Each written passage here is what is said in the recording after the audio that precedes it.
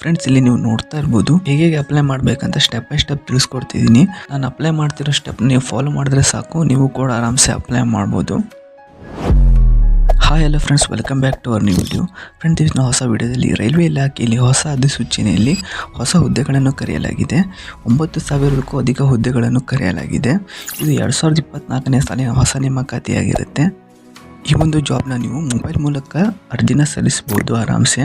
So ವಿಡಿಯೋನ ಯಾರು ಕೂಡ ಮಿಸ್ ಮಾಡಬೇಡಿ. ಫ್ರೆಂಡ್ಸ್, ಎಲ್ಲರಿಗೂ ಕನಸಿರುತ್ತೆ ನಾನು ಕೂಡ ಗೌರ್ಮೆಂಟ್ ಜಾಬ್ ಮಾಡಬೇಕು ಅಂತ ಹೇಳ್ಬಿಟ್ಟು. ಇನ್ನು ಕೆಲವರಿಗೆ ರೈಲ್ವೆಯಲ್ಲಿ ಜಾಬ್ ಮಾಡಬೇಕಂತ ಕನಸಿರುತ್ತೆ. ನಿಮಗೂ ಕೂಡ ಈ ಕನಸಿರುತ್ತೆ ರೈಲ್ವೆ ಜಾಬಲ್ಲಿ ಕೆಲಸ ಮಾಡಬೇಕು ಅಂತೇಳಿ. ಸೊ ವಿಡಿಯೋನ ಯಾರು ಕೂಡ ಮಿಸ್ ಮಾಡ್ಕೊಬೇಡಿ, ಕಂಪ್ಲೀಟಾಗಿ ನೋಡಿ. ನಮ್ಮ ಚಾನಲ್ನ ಸಬ್ಸ್ಕ್ರೈಬ್ ಮಾಡಿ ಅಂದರೂ ಪರವಾಗಿಲ್ಲ, ಈ ವಿಡಿಯೋನ ಶೇರ್ ಮಾಡಿ, ಯಾಕಂದರೆ ಎಲ್ಲರಿಗೂ ಹೆಲ್ಪ್ ಆಗುತ್ತೆ. ಸೊ ಬನ್ನಿ ವಿಡಿಯೋನ ಸ್ಟಾರ್ಟ್ ಮಾಡೋಣ.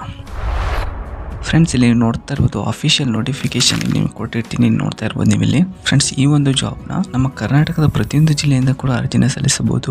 ಇನ್ನು ಪುರುಷರು ಕೂಡ ಅರ್ಜಿನ ಸಲ್ಲಿಸಬಹುದು ಮತ್ತು ಮಹಿಳೆಯರು ಕೂಡ ಅರ್ಜಿನ ಸಲ್ಲಿಸಬಹುದು. ಮತ್ತೊಂದು ಈ ಜಾಬಿನ ಗುಡ್ ನ್ಯೂಸ್ ಏನಂದರೆ SC/ST ಮತ್ತು OBC ಅಭ್ಯರ್ಥಿಗಳಿಗೆ ವಯಸ್ಸಿನಲ್ಲಿ ಸಡಿಲಿಕೆ ಇರುತ್ತೆ. ಅದು ಎಷ್ಟು ಹೇಗೆ ಅಂತ ನಾನು ಮುಂದೆ ಹೇಳ್ತೀನಿ. ವಿಡಿಯೋನ ಆದಷ್ಟು ಕೊನೆವರೆಗೂ ನೋಡಿ. ಮತ್ತು ಕೊನೆ ದಿನಾಂಕ ಯಾವುದಾಗಿರುತ್ತೆ ಅಂತ ಕೂಡ ಹೇಳ್ತೀನಿ. ಫ್ರೆಂಡ್ಸ್, ಮೊದಲನೇದಾಗಿ ವಯೋಮಿತಿ ನೋಡೋದಾದರೆ ಕನಿಷ್ಠ 18 ವರ್ಷದಿಂದ 36 ವರ್ಷದೊಳಗೆ ಕೂಡ ಅಪ್ಲೈ ಮಾಡ್ಬೋದು ಈ ಜಾಬ್ಗೆ. ಇನ್ನು ವಯೋಮಿತಿ ಸಡಿಲಿಕೆ ನೋಡೋದಾದರೆ SC/ST ಅಭ್ಯರ್ಥಿ ನೋಡಿ 5 ವರ್ಷ ತನಕ ವಯೋಮಿತಿ ಸಡಿಲಿಕೆ ಇರುತ್ತೆ.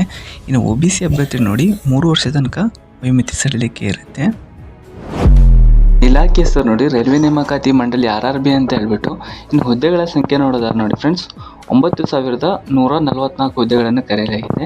ಇನ್ನು ಹುದ್ದೆಗಳ ಹೆಸರು ನೋಡಿ ತಂತ್ರಜ್ಞ ಅಂತ ಹೇಳ್ಬಿಟ್ಟು, ಅಂದರೆ ಟೆಕ್ನಿಷಿಯನ್ ಅಂತೇಳಿ. ಉದ್ಯೋಗಸ್ಥರು ನೋಡಿ ಅಖಿಲ ಭಾರತ ಅಂತ ಇರುತ್ತೆ. ನಮ್ಮ ಕರ್ನಾಟಕದವರು ಬೇಕಾದ್ರೆ ಅಪ್ಲೈ ಮಾಡ್ಬೋದು. ಇನ್ನು ಅಪ್ಲಿಕೇಶನ್ ಮೋಡ್ ನೋಡಿ ಆನ್ಲೈನ್ ಮುಖಾಂತರ ಅರ್ಜಿನ ಸಲ್ಲಿಸಬೇಕಾಗಿರುತ್ತೆ. ಇನ್ನು ಫ್ರೆಂಡ್ಸ್, ಹುದ್ದೆಗಳ ವಿವರ ನೋಡೋದು ನೋಡಿ ತಂತ್ರಜ್ಞ ಗ್ರೇಡ್ 3 ಅಂತ ಹೇಳ್ಬಿಟ್ಟು, ಇನ್ನು ತಂತ್ರಜ್ಞ ಗ್ರೇಡ್ 1 ಸಿಗ್ನಲ್ ಅಂತ ಹೇಳ್ಬಿಟ್ಟು ಕರೆದಿದ್ದಾರೆ.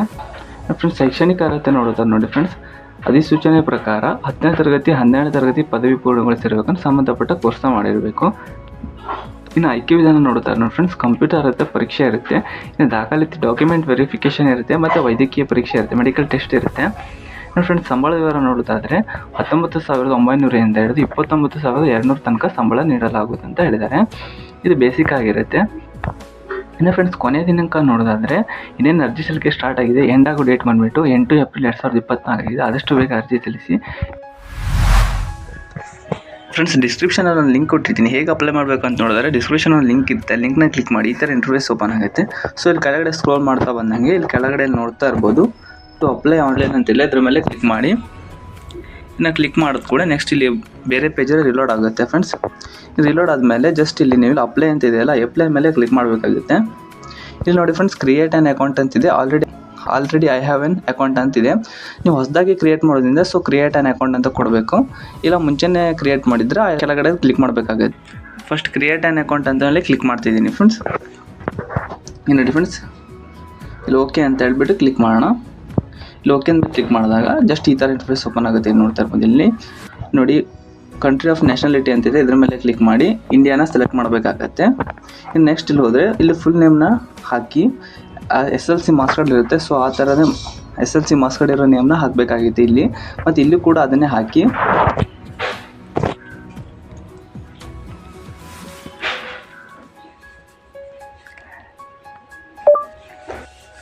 ನೆಕ್ಸ್ಟ್ ಇಲ್ಲಿ ಹಾಕಾದ್ಮೇಲೆ ಇಲ್ಲಿ ನೋಡಿ ಕೆಳಗಡೆ have you changed your name ಅಂತ ಇದೆ. ಸೊ ಇಲ್ಲಿ ನೋ ಅಂತ ಕ್ಲಿಕ್ ಮಾಡಿ. ಇನ್ನು ನೆಕ್ಸ್ಟ್ ಬಂದುಬಿಟ್ಟು ಡೇಟ್ ಆಫ್ ಬರ್ತ್ ಆ್ಯಡ್ ಮಾಡಬೇಕಾಗಿರುತ್ತೆ. ಇದ್ರ ಮೇಲೆ ಕ್ಲಿಕ್ ಮಾಡಿ ಬರ್ತ್ನ ಸೆಲೆಕ್ಟ್ ಮಾಡಬೇಕು. ಇಲ್ಲಿ ರೀಟೈಪ್ ಡೇಟ್ ಆಫ್ ಬರ್ತ್ ಅಂತ ಮಾಡಿದ್ದಾರೆ. ಯಾಕೆ ಕೊಟ್ಟಿದ್ದಾರೆ ಅಂದರೆ ಒಂದು ತಪ್ಪು ಮಾಡಬಾರ್ದು, ಸೊ ಕೊಟ್ಟಿದ್ದಾರೆ. ಇಲ್ಲಿ ಸೆಲೆಕ್ಟ್ ಜೆಂಡರ್ ಅಂತಿದೆ, ಇದ್ರ ಮೇಲೆ ಕ್ಲಿಕ್ ಮಾಡಿ ಮೇಲ್ ಅಂತ ಸೆಲೆಕ್ಟ್ ಮಾಡ್ತಿದ್ದೆ. ನೀವು ನೋಡಿ ಯಾವುದಂತ ಸೆಲೆಕ್ಟ್ ಮಾಡಿ. ನೆಕ್ಸ್ಟ್ ಇಲ್ಲೂ ಆ ಥರನೇ ಸೇಮ್ ಮಾಡಬೇಕು. ಇಲ್ಲಿ ಫಾದರ್ ನೇಮ್ ಕೊಡಬೇಕಾಗುತ್ತೆ. ಇಲ್ಲಿ ಸೇಮ್ ಮತ್ತೆ ಅದನ್ನೇ ಟೈಪ್ ಮಾಡಿ ಇಲ್ಲಿ ಮದರ್ ನೇಮ್ ಕೊಡಬೇಕಾಗುತ್ತೆ. ಸೇಮ್ ಇಲ್ಲೂ ಅದು ಕೂಡ. ಇಲ್ಲಿ ಆಧಾರ್ ವೆರಿಫಿಕೇಷನ್ ಅಂತಿಲ್ಲ, ಆಧಾರ್ ಕಾರ್ಡ್ ನಂಬರ್ ಹಾಕಬೇಕಾಗಿರುತ್ತೆ ಫ್ರೆಂಡ್ಸ್. ನೆಕ್ಸ್ಟ್ ಬಂದ್ಬಿಟ್ಟು ವೆರಿಫೈ ಯೂಸಿಂಗ್ ಆಧಾರ್ ಕಾರ್ಡ್ ಅಂತಿಲ್ಲ, ಇದ್ರ ಮೇಲೆ ಕ್ಲಿಕ್ ಮಾಡಬೇಕಾಗುತ್ತೆ. ಅದ್ರ ಮೇಲೆ ಕ್ಲಿಕ್ ಮಾಡಾದ್ಮೇಲೆ ವೆರಿಫಿಕೇಷನ್ ಆಧಾರ್ ಮೇಲೆ ಕ್ಲಿಕ್ ಮಾಡಿ ಈ ಥರ ಒಂದು ಇಂಟರ್ಫೇಸ್ ಬರುತ್ತೆ ಫ್ರೆಂಡ್ಸ್. ನೋಡ್ತಾ ಇರ್ಬೋದು full name, date of birth, gender ಎಲ್ಲ ಸೆಲೆಕ್ಟ್ ಆಗುತ್ತೆ. ನೆಕ್ಸ್ಟ್ ಇಲ್ಲಿ ಹಾಕಬೇಕಾಗುತ್ತೆ, ಇಮೇಲ್ ಅಡ್ರೆಸ್ ಹಾಕಬೇಕು. ಆಮೇಲೆ ಇಮೇಲ್ ಅಡ್ರೆಸ್ ಹಾಕಿದ್ರೆ ಅದಕ್ಕೊಂದು OTP ಬರುತ್ತೆ, ಇಲ್ಲಿ ಫಿಲ್ ಮಾಡಬೇಕಾಗಿರುತ್ತೆ ಫ್ರೆಂಡ್ಸ್. ನೆಕ್ಸ್ಟ್ ಬಂದುಬಿಟ್ಟು ಇಲ್ಲಿ ಮೊಬೈಲ್ ನಂಬರ್ ಹಾಕಬೇಕಾಗುತ್ತೆ. ಅದಕ್ಕೊಂದು OTP ಬರುತ್ತೆ. ಸೊ ಇಲ್ಲಿ ಹಾಕಬೇಕಾಗುತ್ತೆ. ಆಮೇಲೆ ಪಾಸ್ವರ್ಡ್ನ ಕ್ರಿಯೇಟ್ ಮಾಡಬೇಕಾಗಿರುತ್ತೆ. ನೋಡಿ ನಿಮ್ಗೆ ಯಾವ್ದು ಅನುಕೂಲ ಆಗುತ್ತೆ ಅದು ಕ್ರಿಯೇಟ್ ಮಾಡಿ. ಆದಷ್ಟು ಎಲ್ಲ ಡೇಟ್ ಆಫ್ ಬರ್ತನ್ನೇ ಪಾಸ್ವರ್ಡ್ ಮಾಡ್ಕೊತಾರೆ. ಸೊ ಪರವಾಗಿಲ್ಲ, ನೀವು ಮಾಡ್ಕೋಬೋದು. ನೆಕ್ಸ್ಟ್ ಇಲ್ಲಿ ಕನ್ಫರ್ಮ್ ಪಾಸ್ವರ್ಡ್ ಅಂತಿದೆಯಲ್ಲ, ಇದ್ರ ಮೇಲೂ ಕ್ಲಿಕ್ ಮಾಡಬೇಕಾಗುತ್ತೆ. Next captcha ಹಾಕಬೇಕಾಗಿರುತ್ತೆ.